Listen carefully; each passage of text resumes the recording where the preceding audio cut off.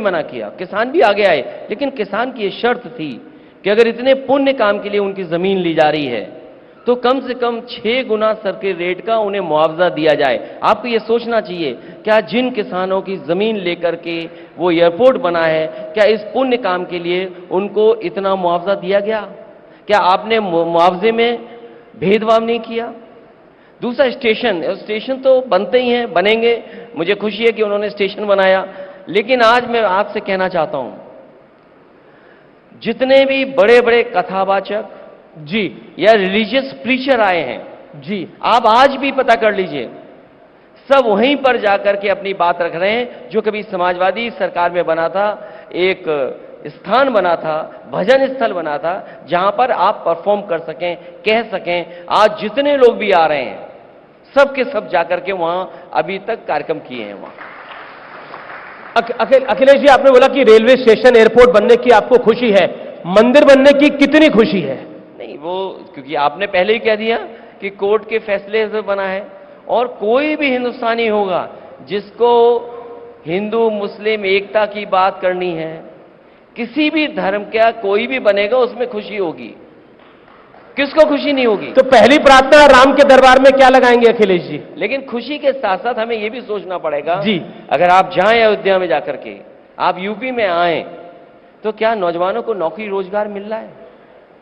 एक अयोध्या के कार्यक्रम में एक नौजवान खड़ा हो गया और कह रहा है कि बताइए, मैं सीवी लेकर के घूम रहा हूं, अपना बायोडाटा लेकर के घूम रहा हूं, मुझे कहीं नौकरी नहीं मिल रही, और नौकरी के लिए वेटर की नौकरी मैं करूंगा, मैं रेस्टोरेंट में जाकर के नौकरी करूंगा।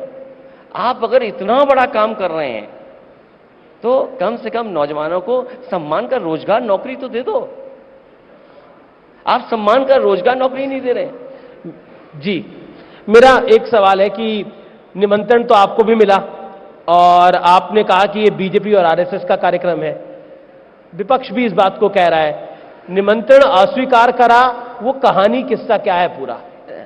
अगर निमंत्रण में भी राजनीति करेंगे, मुझे याद है आपके ही किसी साथी ने मुझसे पूछा कि विश्व हिंदू परिषद के बहुत बड़े एक नेता ने आपको निमंत्रण दिया है जी, और आपसे मिले हैं।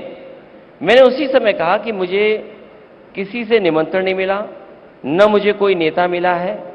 तो जब उन्होंने जाकर के विश्व हिंदू परिषद के नेता से पूछा तो उन्होंने कहा कि मैं निमंत्रण देने नहीं गया था, मैंने कोरियर से भिजवाया।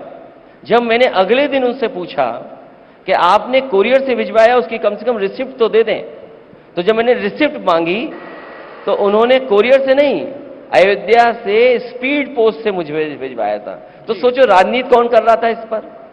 जो लोग निमंत्रण में राजनीति कर सकते हैं, तो वो सोचो राजनीति और जगह क्यों नहीं करेंगे?